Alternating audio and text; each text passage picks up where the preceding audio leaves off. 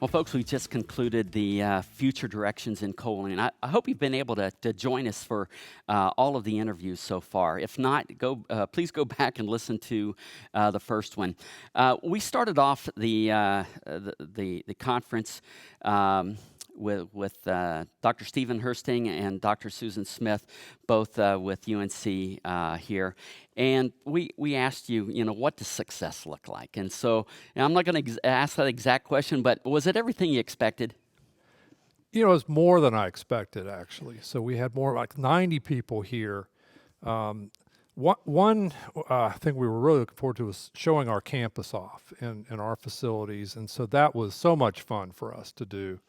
But also the science was just unbelievably good. And the progress that has been made we talked about this 25 years since really choline was established as a nutrient. The progress over that 25 years is remarkable, and we heard that so many exciting talks. And to me, you expect that from some of our senior folks that were here. To me, the highlight was our emerging stars and the excitement they have in this, the new ideas that they're bringing to the field. The field's in fantastic shape, and so that was really exciting. So I think I said we were looking at what would be a touchdown, what could we spike the ball on. Well, I think we scored 8 touchdowns in this event. Well said, Susan. Based on what you heard this week, so what are the future directions of choline? Yeah, so it was interesting reflecting upon where we were and where we are now. And so we came into the conference, what had set up choline as an essential nutrient was the fact that it promotes liver health and it promotes skeletal muscle health.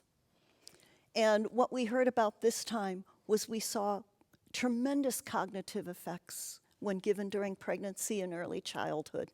It's building smarter brains in babies. We learned about a potential role in Alzheimer's disease.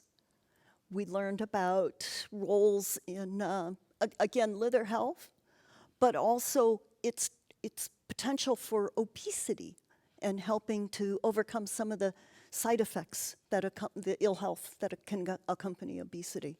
Just so much exciting information.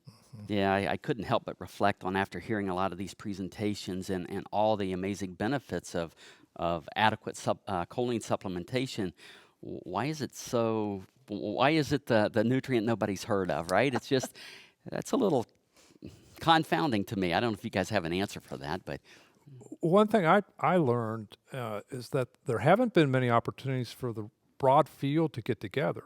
It's been in those that work on early development, maybe go to pediatric meetings. Those that work on later in life are going to more the aging or the Alzheimer's types of conferences.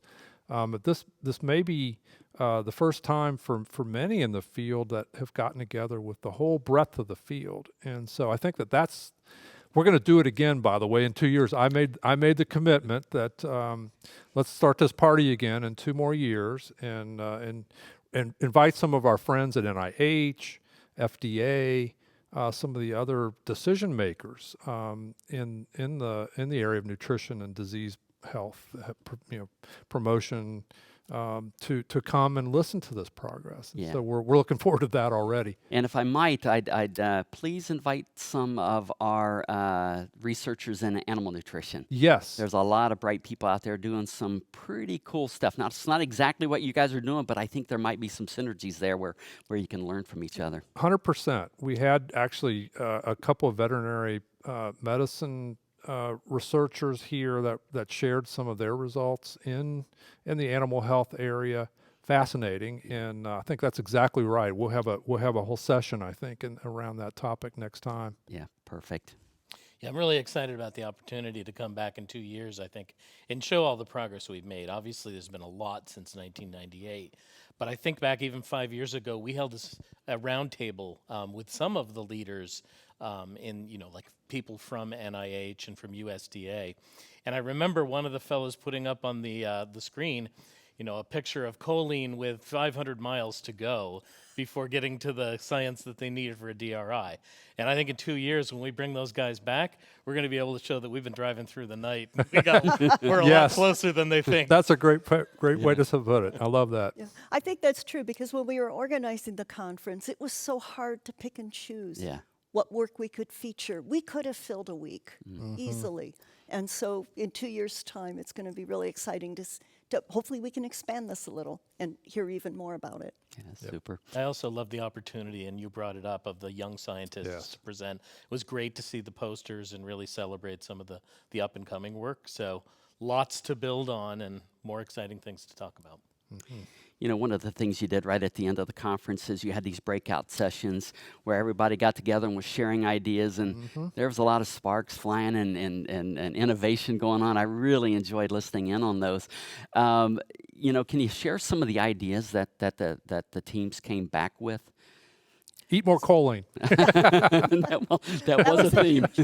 I think one unexpected discussion circled around the effects of the climate change and heat stress and the impact that could be having upon both choline needs as well as the choline content of foods. We know that it's having an impact, say, upon the protein content of certain plants and the like, but we don't know what that impact is going to be with choline. And so there's an area of research to think about. Wow, yeah. Interesting. I was struck by I think it's a sign of the maturation of the field of efforts to really align research and standardize really so that data can be pooled in future and get more powerful summaries of data such as meta-analyses where you can put multiple studies together and get a much stronger signal than a single study. And so there were efforts in that regard of aligning on biomarkers, on standardizing dosing and type of choline administered and study design so that those types of pooling efforts can occur in a few years. And I think that will really move things forward. So I was struck by that. Yeah. Well, on behalf of the Balchem team, because it wouldn't be fair to close this without saying we really appreciate all the leadership from UNC and the Nutrition Research Institute over the past years, and we're really excited to have started this ball rolling and to continue it. So thank you so much for hosting us. Yeah. Thank you very much. Yeah, well said, Tom. One final question for each of you guys. Dr. Capio did a nice job of summarizing things there toward the end, and what he did was he asked everybody in 2 to 3 sentences, tell us what the key takeaways are. And so, use this opportunity, right, to share this succinct message to a wider audience. So I don't know which of you guys would like to start, but I'll say choline looks like an easy way to work toward a healthy lifespan, and not just a lifespan, but a health span. It's touching everything from fetal development to early childhood, adolescence, adulthood, and into aging. And it's just such a huge spread and an easy way to address that. Eat more eggs, take more choline. well said. Well said. I can't add anything to that. Perfectly said. So we're going to leave it there. All right. Thank you very much. There you go, folks. Eat more choline. Eat more choline. That's right. That's exactly right. Well, listen, this has been a great conference. I want to thank you guys for putting it together. Thank you for joining us. This has been a blast. Also want to thank our loyal audience for joining us once again. I hope you learned something. Hope you had some fun, and we hope to see you next time here at the Real Science Exchange, where it's always happy hour and you're always among friends.